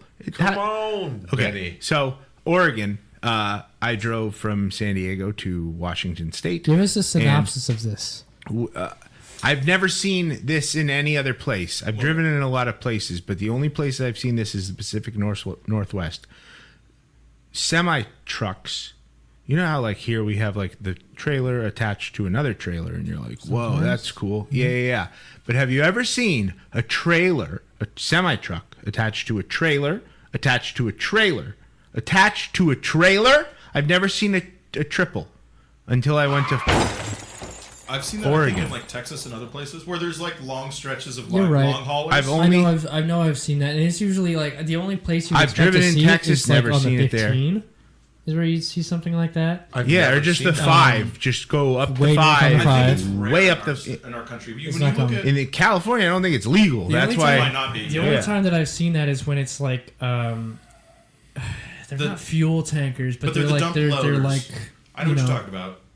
You know the ones with the they taper on each Yeah, end, right? yeah. Like Those are the they only carry ti- milk or something. Yeah. No, I saw it in like box, like regular box truck semi Oh, no. truck trailers. That is not here. No. multiple I've never seen times. that, yeah. But I in do remember Oregon touring and the Washington. country. Thanks, Dad. And seeing that a lot actually. Yeah, I've seen that in other states. But I've never seen it on the East Coast. Look I've at- never seen it on like. I mean, I guess I was like in cities, but like in not the cities, that's probably a thing. in Australia, it's wild because they'll do that It's like with impossible to turn. 8 to 10 trailers behind a single truck. Yeah, that's that's, like a that's railroad. nuts. Yeah. But Yeah, they- it's like I a mean, freight train of land trailers. but So like anyways, before we- hold on. 90% of that country is just like Order in the court. empty. Desert. Yeah, That was good. that was good. Thanks. I enjoyed that. Cool. So, God, how many do we have? Oh my God, we only have 2 more. Okay. Sick. Two more. Oh wait, I gotta finish my story. Okay, so he's behind the person driving really slow in the fast Oh my lane. God, Right? yeah, Probably sorry. because that person is driving slow because the cop is like right behind him. All right. He turns on his lights, right, and pulls this guy all the way over to the right lane, And then and goes. all And the then way to the drives right. past them. Yeah. And then as soon as he slows down to get in the right lane, he turns his lights off and drives faster. And I remember the color of that. It was the four-door. It's the Challenger that was like blue on blue, like the New Jersey State Troopers. That was a different video. Was it? Well, whoever that man I thought- is, Okay, it was that Good one. job. you're a real American hero. Wow. And keep doing what you're doing. It is always a good laugh. Thank you. The next one is nitrogen versus air in the tires. Hey, all right, I'm going to give you my one opinion on this. As soon as Nissan put that shit in the GTR, I was like, it must be something. They wouldn't have just been like, we're going to put this in for no It obvious is something, reason. yeah. It's something. But It's What just is it? lighter Don't know. than air. so It's very stable. Yeah. it's more Very stable, stable. right? Okay. It is so it's about like people on roads and just like putting like, oh, my car wants 87, I should put 91 in it and it'll Do drive better. so much better. Right. This is the same thing. If Air, as it heats up, will expand, right? Which is why you have like when you haven't driven your car, right? Your car's tires will seem a little lower, just a little bit, and once they're warmed up, they will increase to their standard tire pressure, right? Fascinating. Just like an engine, right? You have an optimal tire pressure. Nitrogen does not expand nearly as much when it heats up. It is much. I don't think it even heats up as much, does it? Or just I think does it just stay not cooler. expand as much? I think it's both because they use nitrogen for freezing things, Right. like liquid nitrogen freezing stuff. So I would you imagine can- that it's both. It doesn't. You can expand, it basically stays cooler. measure the exact amount of psi you're putting in your tires when cold, and know exactly your tire pressure. Plus minus 1, maybe 2 psi, in even the most extreme driving conditions, which is for racing, that. Yeah, right. that. track racing. It's what it's really good for. Is that's Right. it. So you are almost never going to get the full benefits out of using nitrogen in your tires if this is a street car. And reminder: air is free. Nitrogen you pay for, no matter where you go. Premium Toyota, air. we used to charge $20 for nitrogen. Yep. And you know how people would put it in like the dumbest of things. Corollas. Yeah. Like, Yeah, but you know who hyped that up though was you're right. The Nissan GTR hyped that up when that came out. That was like whoa, because I remember they even mentioned it on Top Gear. Everyone was nerding out about that fact, and no one sat down and was like, "Hey, does that actually do Much? anything?" Yeah. Not for It the everyday sure driver. does, but not for you. Yeah, not for the everyday driver. So the next and final one, unless there are any that you think of between now and then, the license plate in the front window for states that require front plate. seems like Does a it horrible save you or does it idea. not? That is Does it save you or does it not? Like I legally? Don't think Legally. it saves Yeah, you legally. In I- California, I don't think it saves I you don't think legally. so because it's obstructed. Probably on That's- some level. It's actually a Well, good it's not point, even too. about obstruction. It's about clarity to cameras and Yeah. officers. and officers, right? Okay. They can bring up the fact that there is something obstructing your vision. But that's about it. It does not That's get a you. stretch. Yeah, it is. But Well, no, they'll. but we've all- if they see you in a Civic with a fat old carbon fiber wing and Yeah. no other modifications, they're Right. probably going to try to get your money. What money you have? None. I don't know why they go after you, but they do. My example was mini trucks, slammed out mini trucks. They always have them in the front window, and they Yeah. always put them on like the A pillar on the passenger side, so the cop can't pull them over for obstructing their sight. But Right. But, So it has mostly to do with that. Even because license plates have reflective coatings, yeah, and it's probably not as effective behind your windshield, which does Yeah. have a little bit of tint. and they also probably can argue that you could take it down and switch it out for whatever you want. So there's that. It's not fixed to your car, so they don't know that I it's don't know if actually they would ever yours. argue that. Anybody can do that with a screwdriver, Well, you would think. but they will come up with anything. Yeah. Yeah, You they know. will. So if you really wanted to do that, do it at your own risk. On my Spitfire personally, the mounting plate is actually sitting directly in front of the only opening at the front of the car. For the radiator. It takes up about 80 to 85% Yeah, of the grill. I am more likely a road hazard with it on. And for the love of God, it's a 75. Leave me alone. I don't even have to smog it. Get out of my face, please.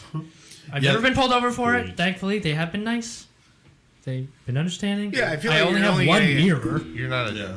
But that was 1998 Civic. legal before a certain time. My dad's '88 Corolla only had one mirror because Yeah. he got the base model and didn't pay for the optional side view Oh my right god, that's mirror. hilarious. Well, yeah, Those the sorts of mirror things thing used is to be not a an problem. Yeah. You can take the passenger mirror off any car and you're good. Don't quote me on that. But for the most part, I don't think even in California it's required. My uncle, or our uncle, is a firefighter in Tucson.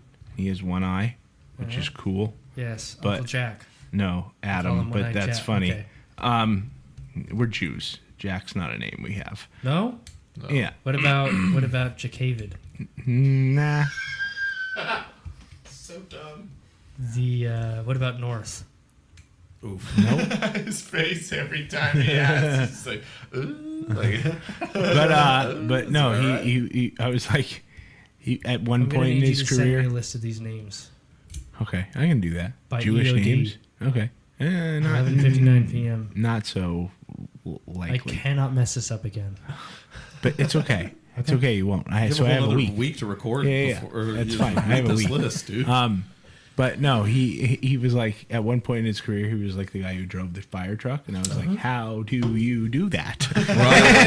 Was he the guy that drove the front of it, or was he the guy on the part that swings out the back and goes? No. Eeny, miny, mo. Eeny, miny, mo. If you eeny, meeny, then you know you have to mow. I don't think he drove that truck, but I was at the top of the ladder that truck is attached to, and boy, does it sway. That was unpleasant. I bet. Well, just like straight up against nothing. Like normally they tip it against the building or something, but like this was just straight up in the air, and your boy's in the bucket at the top, wanting to kill himself. It was horrendous. You could have just jumped. That's the fear. That's what the fear is. So, no, but he had to have a right side mirror because he like didn't have the eye. So wide. No, you don't have a blind spot you can check. There's no windows. Adam has a constant blind spot. See what you're saying. In poker, he's the permanent little blind. He was allowed to drive the fire truck. Yeah. How did I not pick this up? What if his eyes doesn't move? What are you doing? Yeah. At my bar mitzvah, he charged my friends $5 to take his fake eye out. Oh my God, that's so smart. Jesus. When was this? 80s? No, like early 2000s. Oh no, Where when he lost did he his eye. live? Arizona. Get it together. The pickings are not that slim. I don't know. It is Arizona. Maybe. I don't know. Anyway, His kids are gonna listen to this. Hilarious. Anything else you guys can think of, or did the gas thing mostly cover it for you? Yeah, no, I had most of my questions you covered. Well, that's good. Now, this week I just had Chuck pull a car from little collection box, right? And he. Now, is this your collection or Chuck's collection? Mine. And you just picked. He Just picked. whatever, yeah. Okay. He literally Sick. he went down several levels, you know. Smart. That's the right move. And he pulled out the 1970 Ford Escort RS 1600, and Tell us why you got this car. so I asked myself, why the hell do I own this? It's a great question, Andrew Self. So it all started back in 1994 when I was Oh, boy. born. And you're I think worried it how was long about we like are a right now. month Here we ago. go. It was a month and a half ago or something. That you were born? David was talking about this. Yes. He was talking about this car that he found. You know, you go through a grocery store and you're like, "Oh, that's tight. Let's grab it." I think you had it for a while though, right? This one? This RS 1600. Yeah. And you're like, Andrew, you just gotta have this thing, right? And he walks in one day, puts it on my desk. You know, we make eye contact. We say I love you. And, You lick each other's tongues. You know, we lick each other's tongues, and that's that, right? Yep. So I think it was about 2 weeks ago or last week. I don't know. He's like, Time flies when you're having fun. Indeed. Carvio. Last week or so, he what did he say? He brought it up in a little chat that we have. He said, I don't know when it's going to get picked, but when it does, I have the episode name. Yeah, I was just thinking I was kind of getting everybody hyped up for our new episode because I didn't know when we were recording. I said something along the lines of like, yeah, all right, I got a new, I'm even coming up with new names. It's Top Tier Escorts. And you better believe it's a Ford Escort or something like that. Something along those lines. I came up with another one that wasn't as good. But then, so a week later, I'm like, all of our listeners are going to call for collusion now. Right. So You bring it up a week ago. Chuck digs layers and picks he the goes layers into that. collusion. No. He goes layers in that box. I'm like, I don't know. The box is right here. Just pick one out, right? Because I don't want to, right? Yep. It was my turn. Chuck doesn't get turns, so I gave him my turn. Andrew deferred. So bad. Yeah, you do. You really do. You said that last time. Treat you so bad. Yeah, I do all the production and the editing too. It's okay. You don't do all the production. This episode I almost did. Well, Almost. Okay. Almost. Okay. But that's We're what it arguing is all the time semantics, anyway. and our listeners so don't anyway, care. I let him pull the car, right? And he, I like stack them very specifically so that they can all fit in this box that I need a bigger box of. Yeah. And he pulls it out. It's the Escort RS 1600, and we're gobsmacked. Yeah. We're floored. Shenanigans. Yes. Yeah. We are absolutely floored. This was some of your magic that you got. That David star in the sky, little against It's called Goliath, Juluk. Yeah. Juluk, gold, whatever you like. And we sprinkled some on Chuck. Yep. Nice. I'll take it. And we got the RS 1600. Buy a The truth lottery is, I ticket. did not buy it. I actually haven't owned it for that long. It's cool. It looks just like the one that you've probably seen before. Yeah, it's the It most is iconic one. white with the blue pinstriping. Well, not pinstriping. I guess it's Race stripe. pinstriping around the blue big old stripe down the sides, right? It's got the rally lights. It's the RS 1600 that we've come to know and love. So that's that. Go ahead, Chuck. But we'll have to go back a little bit farther. So we're going to start with the story of the Ford Anglia a little bit. It doesn't really matter to you all until I mention that particular model Ford was the one used in the Harry Potter films. It was likely that the Henry flying Ford one. first saw this film and really wanted to make one fly in time for the Fast and Furious 6 film. So he probably contacted Mr. Merker, SHO Mustang or something, and they made the Ford Escort in 1967. These things crushed the market. At a base MSRP of 1,760 pounds, the Morris maker of the Mini. Dollars. That was dollars? That was the U.S. converted equivalent? to dollars. Yeah, that's right. It was like $1,500. $1,760. Yeah. Morris, maker of the Mini, leaked all their coolant and dumped all the oil at their sheer side of the thing. The RS 1600 in particular, which did have a significant raise in MSRP, packed 115 horses and 112 pounds of horse meat per foot into 1,700 pounds of English design steel bodywork. So this was a mean little car. Horse meat per foot. Yeah. She's a baddie, man. Who measures that? Me and Andrew. So if you Is guys that with remember, or without do what we want. horseshoes? Yeah. But if you guys remember from the yet unreleased pilot, Lotus was constantly eyeing Ford's engines for their sports cars. Well, let's go and figure that they ended up using the engine used in the Lotus Elan, a twin-cam, bored-out 4-cylinder, before Cosworth came into the picture and took it from there for the generations moving on. Look it up. They did fantastic work. And we in the U.S. saw none of it. And that's so sad. It's so true, too. Speaking of that, the Escort name remains to be the most produced Ford car outside of the U.S. at approximately 2 million examples, with about 1.2 of those million being produced in England itself, all in the span of 6 years. Wow. This feat is one that no other car has been able to reproduce at Ford or across the board, as far as I could find. But prove me wrong in the comments. It's because with Henry Ford's Nazi. So we'll start with Henry Ford, right? Henry Ford the First watched Harry Potter, saw the Ford Anglia, and he's like, "That's cool." No. He watched Harry Potter 2. That's the one. Yeah. Yeah. There He's were like, 7. and the Anglia at the time was like the saloon-based Ford Squire, which had a trim The Ford called the Econobox. Escort, right? Just like the Chevy Blazer Trailblazer trim turned Was into it the Chevy skimpy Trail. and shiny colors? So and then he's like, we have The to make Escort. this for the next Fast and Furious film. It's great. Yeah. So he went to Mr. Mustang. Short dress, lots of chrome. SHO Mustang. Mr. Yeah. SHO Mustang. The show stand. Is this going to be our history lesson podcast type of style? Why are you laughing?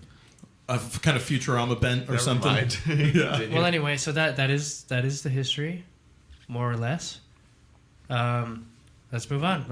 What do you got? What else you got?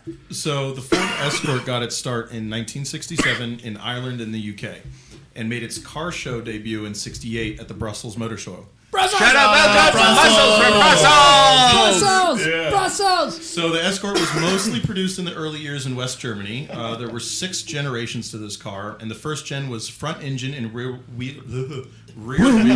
That always messes me up, man. I know.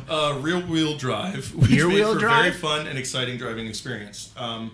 The Escort turned out to be very versatile, as well as the car started as a 2-door saloon and later had 2-door estate versions, wagons for you plebs, 4-door saloons, and a panel van as well. Which ended up turning into the Ford Transit. Yes, yeah, that was later to become the Transit, which they also kind of had They made into a super transit. They did that. They did actually have that farther back. I was doing a little research today on that, and that was brought up the Transit. It was actually also a model that was an Anglia. So the Transit has been in a long time. So it was the van Anglia was like the Vansit saloon-based Everything. format Transit. of the Squire. I Yeah, something like that. The Squire was basically what is now a Ford Transit. Yeah, and then I think I remember reading that the sister car to the Ford Escort was the Mercury Laser or something, or is a Ford then they Laser made sold somewhere else? It was sold the, in South America. Or something. Then they made the Country Squire, that wood-paneled, sexy. Yeah, that. So Mercury also used the Fox body later on. Yeah. Yeah. Right, which I We've can seen never those. remember what it's called. I Yeah. can't remember either. One has passed through here. Capri. The Capri, the Mercury Capri. Is it even a Great newer looking one car. that guy brings to the... Radwood every year. Yeah. I saw one today Yeah. on the internet. So it's not the first time. Obviously, Ford owns Mercury at a certain point, but moving on. The whole time. So this car originally started with 8 engine options, so it was plenty tunable. Wow, wow, wee, wow. Yeah, all options were varyingly sized inline 4-cylinders, though. So the bad mamma jammas were the ones you could find in the RS or the Rally, the 1.6. When Ford realized they had made a firecracker of a car, they immediately started racing rallies with these chariots of sideways smiles. You mean rallying rallies? Yeah, rallying rallies, yes. They were doing World Rally Championship in the 70s. So... yeah, these things move. Yeah. This is when they took that motor and they helped a design for the Lotus Elan and slapped it into this family car. Put some 6 Skitty Boy shoes on it and off they went. Or it's grippy boy shoes, depending on what sport. Well, I mean, those rally tires are meant to give a little bit and grip a little bit, like certain I know they're scenarios. supposed to grip a lot and Yeah, give a little but bit. you don't want to be gripping while you're drifting in the mud, in the dirt, and kicking up. Well, shit. I thought that was all inertia. Maybe I don't know. I'm not a suspension Wait, physicist. hold but on. anyways, What are we talking about here? like the tread blocks on off road, specifically how much they're when you supposed to drift a grip and rally grip. car on dirt, Yeah. that's all like inertia, and you're still powering through the whole time, right? Yeah, that part. Yes. Yeah. you are doing that. Is it? I'm not much of a physicist, but I think when you're drifting, it's That's Like different maybe than there's a off-road little driving. break, but like you're hammering. inertia is a force that you that experience. Momentum swings is the ass out. When you I see just, what Yeah. you're Yes. saying. We might not be. It might wording not it be the correctly. I word think right, momentum but, and like- inertia kind of go hand in hand. Anyway. Yeah. They got these things sideways. I thought momentum was like forward and backward, and inertia was side to side. I could be wrong, but like it might. Sounds... No. No. So like inertia is what technically kills people in accidents Yeah. because thing stops and you're in the thing and you keep moving because you're not bolted to the thing, Yeah. right? Right, okay. And that is you have momentum Yeah. and you are moving in this thing in which inertia has just stopped. Okay. I think. Sure. I don't know. We'll look that up later and let you know next episode. We will because, not. like, Don't add us on Google. it. Yeah. Moving on. Nah, we We won't. will not. But so the Escort's performance was helped significantly by the predictability and forgiveness graced upon the driver by its 95-inch wheelbase and its 4-foot 10-inch height. The Ford Escort would become one of the most winning cars in Group 2 International Rally. The Escort RS 1600 wore the crown for some time and would only be disheveled by the new version of herself, having a new Cosworth 2-liter inline-4 that blew the doors off the car. Its own self. Yeah. Not other cars. It did that to other cars too, but its own It just self. got Yeah, the beat only by car- the newer Inertia, version baby. of it. Yeah, and then finally that Cosworth was beat by Audi. Oh That's- gosh, the RS 1600 is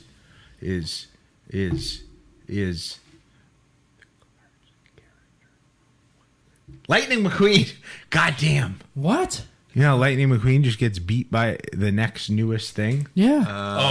It Yeah. did it to itself. It bequeaned itself. Yeah, the RS. You know, Oh, yeah, Cars yeah, 3. yeah, it goes yeah, to yeah. like the training school Right, or whatever, and gets beat by the. This race car. This is an unpopular opinion, I know. I like the 1800 more. Well, I mean, other than engine size, I don't know what the difference is. It's like more boxy looking and older from the 80s. I like the It's opposed to the it 70s. doesn't have like sealed beam. It has square headlights. Are we thinking No, of the two same circles. car? Two circles, but So, they're so, in like a yeah. square That's thing. the one that the Mercury actually. Yeah, I like That. those two. I like them. that. Yeah. I like them all I up like them until you both, get to but like I the pre- 1980s, and it starts getting a little weird till you get to higher trims. But Yeah. here's the thing. The one new, thing, like, 03 Cosworth is always kind of cool with Yeah. that big stupid wing. Right? Sorry. This, No, I was this just is gonna my say- favorite Escort. right. Oh, that's there. a good one. This is That Yes. one. more proving my Nice. point. We can all agree that any Escort, Top trim. No, the nicer Escorts one is always different. top tier look Escort, Yeah. Oh, yeah. Yep. Like an, And, 80, an that 88 is- RS Turbo Escort is like, in my opinion, one of the coolest looking cars. Oh, and that is Yeah. our segment on the These Escort though. nice. That is it. All right, so that brings us to the Our Escort picks of the week. Yeah. Who are Classified. our Best- top tier Best Escorts? buy of the week. And so What do we call Andrew is doing his. We should have own- all found these Escorts on Craigslist. I'm sorry. That was my one little It's- joke. That's Proceed. a funny joke. Yeah. All right. And then we just We Photoshop it to should've- say we sh- Photoshop it to say casual encounters. No, we should have just found like 95 Escort wagons, you know, Oh. and just been like, I would for casual encounter $950. Wait. that. I would casual encounter that. I have all day long. I have this purple wagon with 287,000 miles. Give it It's to a me. 5-speed Give it to me. with grease stains all over the seats and Ooh. French fries Yep. from 1997. I want it. That's what we should have picked. That sounds like a hot truck stop. Like the one that chicken fucking buffalo. Anyway, so I did not participate because I simply don't have the time. It's a long No, it's week. between the Goldberg It's brothers. a brother shootout again. And you guys get to vote. All right, the brothers are shooting. And we at have to call Antonio in so No, that we he don't. can be the There's going to be a clear tiebreaker. winner though. because Ooh. both of you say it's going to be a clear winner. Yeah. So it better be. Should be. I don't know if Fine. it'll be me. I don't know what Benny picked. Ben, you're up. That's me. Oh, First. I think Benny might have won here. Oh, Benny might have. Whoa. Damn, that is the car, and it's also the That's Mexico version. sick. 1973 Ford Escort Mark I 1600 GT Mexico, Oh my white God. with blue stripes. The 4 rally lights in the front. The cool Want wheels. for 95,000 and change. So just a quick second. $95,600. Mexico on the side. Oh, Yeah, wow. it says I know Mexico Benny on the wins. door. We brought up the base MSRP being like $1,700. Yeah, The MSRP of one of these was like 8,000.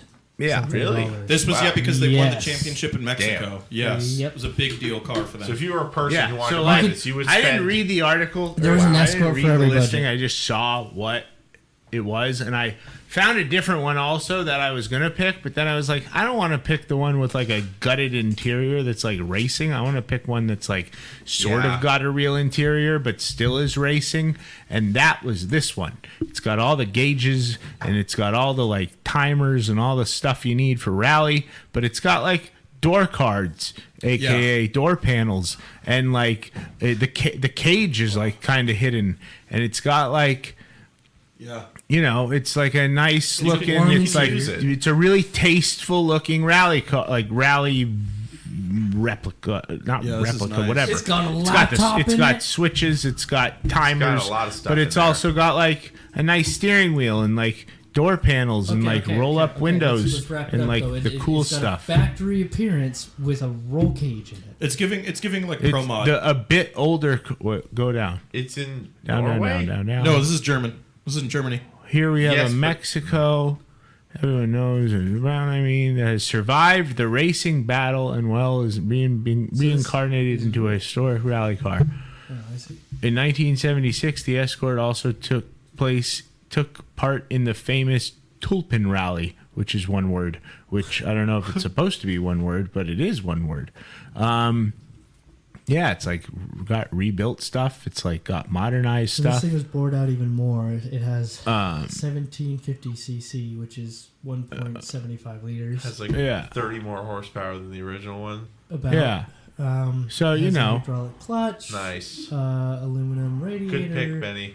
Electronic instruments from Racetech. front Bilstein suspension from Bilstein. back. So like it's you know it's So it's it looks like here, rear leaf We're springs, it had transverse leaf spring probably, right? That's what I would think. Maybe, I'm not sure. I don't know. I'd have Very to figure that out. English thing. Good for low slung weight. 8-spoke Revolution rims that are 13x6 with Vredstein tires. I don't know how to say that, but I've heard of it. They're good tires. It's ready to go in Brand any new and rally completely ever. ready to participate in any road rally. Also, you can All right, I'm ready to buy this. How much does it cost? 95,000 and change, but it's 95,603. it's 87.5 in euros. No, that's yours. 87,005. So $95,000. But Okay. that's where we're at, and then go to David's. All right, I like. You guys got to take the attachments out. Yours when you is send it to cool. Chuck. Yeah, I like mine, but I think Benny might have taken this here. Now I picked a '71 Escort Mark 1, not a 1600. It's a 1300 GT. Not a Mexico. It's got a Lotus motor in it. Doesn't It's- have cool rally lights. Doesn't have cool rally lights. That does is a look good, though. substantial It's a drawback. good color. It's a very great Lotus color. It's yellow. That was about as much tire grease as I put on my tires. That's a lot of grease on that evening thing. before, I And- almost spun out in the middle of the road because I put too much tire grease on it. Oh, I didn't even mention my ad had a lot more pictures than this one does. Yeah, so that it had a whole lot more pictures. The restoration of this car took 7 years to complete with over 1,000 hours spent. So basically, the guy went out for 2 hours a day and just fucked around on it for 7 years. Good for him. pretty much. It's got a hidden roll cage as well. My interior is better. It has a Lotus steering wheel, which is Right hand unfortunate. drive, it's totaled. Yeah, I mean everything looks. I mean, good. everything's clean. It's Everything like, looks nice. real good in this thing. And How much is it? The price is 50,000 euros, Pounds. So like like $65,000. 60 grand. No, I don't think the pound is that much more than the dollar nowadays. Okay, we're Googling. Stand by. But I think either way, mine's about almost half the price of Benny's. So this guy has like not 4 paragraphs because each paragraph is a sentence. I will Right. literally read it out to you. $63,000. This Lotus Benny wins. This Lotus Twin Cam is based on a 71. Is this even the original engine? Probably Might not be.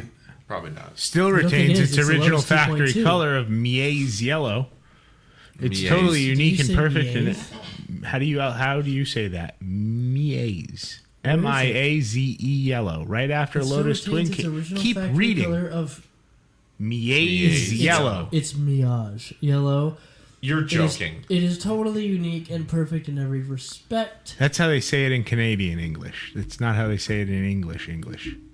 What? In American yet the English, it'd rest be of the my world ass. hates you. No, The rest, Miaze. the rest of the Five, rest because of I the number car one. Hold on. The restoration of this car took 7 years to complete, over 1,000 hours spent, in excess of 70,000 pounds to complete the project. And now you can buy it for less than that. So this guy's There's- losing his ass. There's Good to far know. too much to list, so please contact me if you need any further information, and I will send you a link to view over one of the pictures of the restoration. All I would say is the car is immaculate. All he would say is the car is immaculate and looks just as good underneath. It has never been out in the rain. That means you've never had fun with it, and currently resides in dehumidified secure storage. You spent this much money on it, and you didn't even drive it in the rain. Eat it, dude. Like, you gotta just drive this thing for the rest of your life. But Sure. it's in the UK, and you can get it for 50 grand. And this guy's 63 grand. if you're 63 in grand. America. Right. Wow, this guy really hates fun and really loves losing money. Wait, Seriously. go back 2 pictures. 1, 2. It's got mud. It was in the rain. No, it was That's- in the mud. Oh, like rain makes David, you've mud. been crushed. I know. I win, even- right? Even at 45, That's such 1,000 little dirt, by the way. pounds. That's road dirt. You get It's not fun. $45,000. He drove through a puddle. It's Yeah. It's different. Yeah. I I'm just don't- fucking I don't around. know what I'd spend my But mine's many pretty dollars on. fucking cool, though, right? I Benny's think, is immaculate. It really is. Like, I think I did well with this. I think it. I think yeah, if mine money also wasn't is. an It's- object, I would it's- absolutely but it's the go one for you that. want. It's available at It says Mexico on the side. That's That's hard. BLOE. Go up. It's might be in German. In German? No, it's German. No, it's not. Wait, go down. In No, it's got a Dutch plate, 'cause BLOEMENDAAL. It's Dutch. Motors. Or in the Netherlands. That No. Go information down. isn't. Go up. Location. Oh, yeah. Location isn't. Yeah. Well, anyway, Is that France? No. That's What? Dutch. That's Netherlands. Yeah. Chuck is going to take France screen is- caps of France is these Up and down. and is Yeah. going to post them along with the episode so you can see what we're talking about. If he doesn't, let me know. I'll fire him. And Probably vote for Benny. Just more. I think Benny wins here. Let's go on to the David. Come on, man. Sorry, dude. That's a good car. No, David. Thanks. I just they're both good cars. But All right, but David's first on Oh, R. yeah. Bring a trailer bloopers. Let's go. I know I'm going to win. I think me and Benny both picked something that was quite interesting today. Well, and should it I was go with not my what you'd first one or my expect. second one, Chuck? Oh, now you asked. Here's the thing. I actually haven't looked at yours yet, so you are gonna have to decide. that's on you. Sorry, I think, Benny. that's you know fine, you have that's to fine. pick. So I picked here's the description: sport seats for a Porsche 911, Yes. and no reserve. And now they are like These refurbished. sport seats are said to be removed from a 1967 Porsche 911S. Said to have been removed, and they were just reupholstered in a place in Escondido, if I think I read that correctly. Costa Mesa. No, that's where where they're at now. Oh, It was oh. Like there's a The place shop. in But they're Encinitas. black leather with Pepita interior, which is kind of like Cool. a plaid. I like and it. that was like black leather on the outside, and then a Pepita interior, like The houndstooth. which is like houndstooth, but not. But it's not. But it's like square. plaid. It's like yeah. It's like Yeah, I see more. what you- It's like plaid mixed with houndstooth. It's like and picnic basket. Just Yeah, the yeah, worst yeah. to look at. and it gives me a headache. I like it, but I'm like, Well, you like it because when you sit on it, you don't see any of it. but that's true. Point. Ow! No, don't zoom in. Ow. It looks like the screen's broken. There's not enough comments on this one because the result of these, the price on these that sold about 2 days ago, they sold for $30,250. Oh my god. Holy! That's obscene. So I win.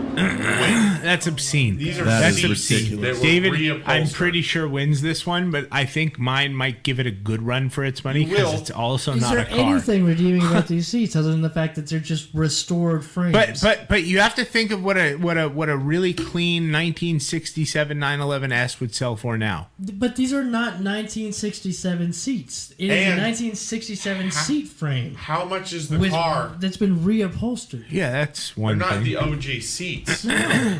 Not at all. But also, this is such a like. They don't even look like This the is OG such a seats. Yeah, they specific. look too puffy. Yeah. They look really No, thick. no. Yeah. They're just not the sports. Oh, I guess they are the They look sports. They are the separated. Came out of a Interesting. 911S.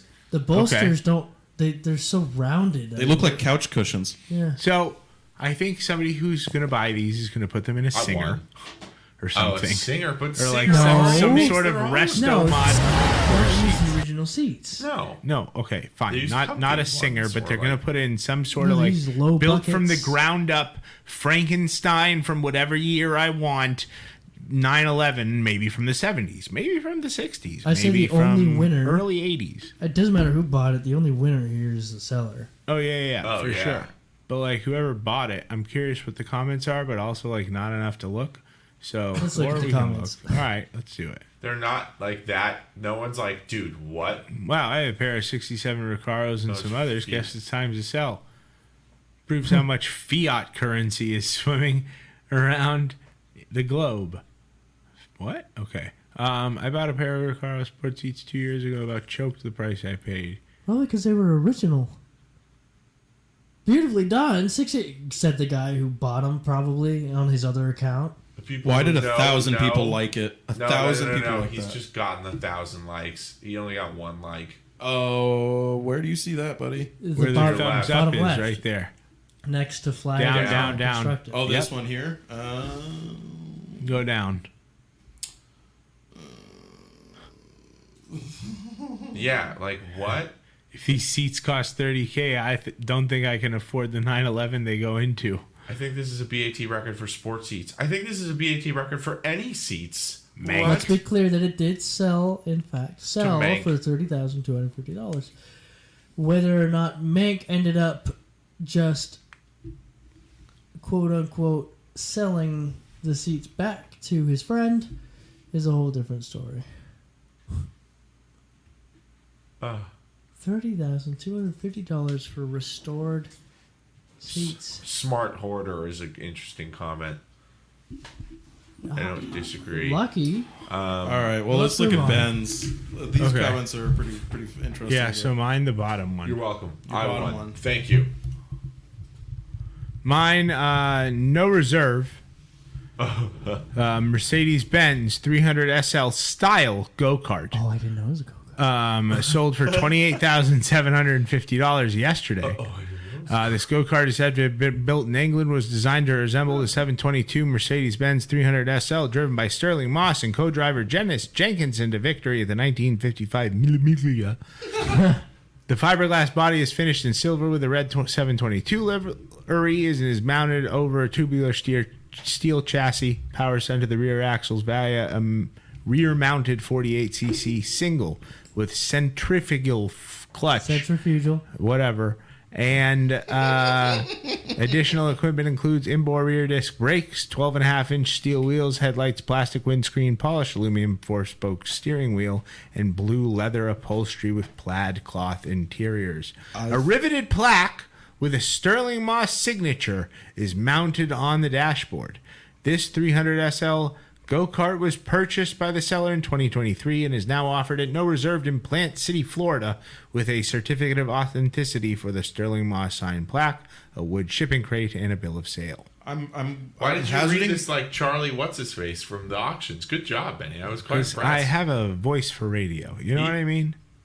So this Plant City, Florida thing, I think, is why it was bought for $28,000. You know, I don't. What's in the water in Florida? It's being Well, sold think about from this. Florida. Think about this. The only other thing this person probably saw was the fact that a couple of 911 restored seats sold for $30,250. Well, at least this thing moves. Like, Well, like, yeah. Simply put, without got going 4 any wheels. further, this thing is And a nice, well taken care of. There's it the is Sterling small. Moss. Sterling It's Moss. very cute. Your child can kill yourself in it. One of the comments at the I bottom would- is like, Sterling Moss signed so many of those plaques. Yeah. Like, He bought the plaque online. yeah, the guy bought this for the plaque. Yeah. First of all. Second of all, who would let a kid drive around It's in a not about that. That was just a $28,000 go-kart? But my point is, I would sooner spend $28,750 on a working, very cool go-kart. 100%. Doesn't even need to be signed and or driven by Sterling Moss. You could have a blast in a Then go-kart. $30,250 seats that don't even have an engine strapped to them. just imagine. Hear me But, out. okay, You're a rich listen. guy. You're 5'5", and The you last- want to jet around your house. That's huge. The last go. one of these listed went for $44,000. That's what I'm saying. This Oh. isn't a blooper because there's a. I win because the seats were more, and there was a worse purchase that somebody made for the exact same. No, thing I think for you're like right. You 14 probably grand do more. win. You win. That's the only But, reason like, why I didn't pick this one. I would saw the buy seats. But like, this. this is insane. Even if money is. were not an object, I would you're like, be down for I'm going this. to be like, This would you're an cool. idiot. I'm not spending $30,200. If you bought these seats, call us and tell us how much of an idiot you are. That 300 SLR go-kart's pretty Kind of cool. cool. It's not $28,000. No, I absolutely would, not. no, It's man. cool. It's well built. I didn't know I was going to get beat by seats. That's all. Listen, you know? I can Sure. spend $28,750 on an actual car and never be invited or qualifying for any kind of race ever. Right. This is my best shot at racing. In your backyard. Not for $28,000. It's not. You In can your buy a backyard? Miata for $6,000. No, but those are with other poor people, you know? This is with... This is with Rich children. 3-year-olds. This is a bunch of Oh! this is a bunch of rich yuppies in their backyard. What are you Yeah. racing? A grass track? I won't have to Grow up. rent a boat. Can't even sit in that thing. You're right. That's well, your adults our problem? size. I'm saying. Sounds like a you issue.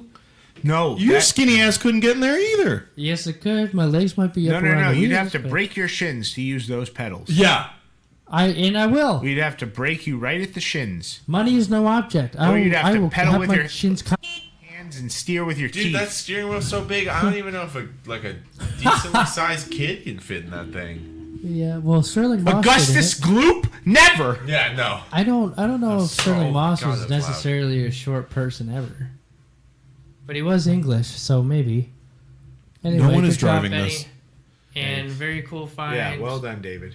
David, yeah, my vote is for you. You did win. But David does But win. like that's an expensive plaque with Damn a go right. kart around it. Fantastic. So what other jingle we got? Good game, Benny. Oh, geez, Louise. I don't know. Give me one. I put me on the spot. Coors Light. Okay. Wait, what? Give me a car. Oh my God. Coors Light Mobile. Escort. Are your Chevy Silverado's mountains not blue anymore? Wait a minute. No, That's that's too dumb. complicated. How about the Like the a rock? Oscar No longer Mayer like a rock, yeah. Mobile? Has your Oscar Wienermobile boiled for too long? Then call Carvio at 855. You boil your hot dogs? Yeah. Have you never had a hot dog I at a ballpark? totally do it all the time too. I love it. Yeah. I'm gonna Yeah. nail the one you just said, David. Well, that's Is okay. your That's- Silverado like a pebble? Call Carvio today. Yeah, good one. 855-951-3335. Yeah, that's a good one. That's a good one. Well, bye now. I Bye-bye. kiss you, but I just done my hair. Bye. Take the curlers out, sweetie.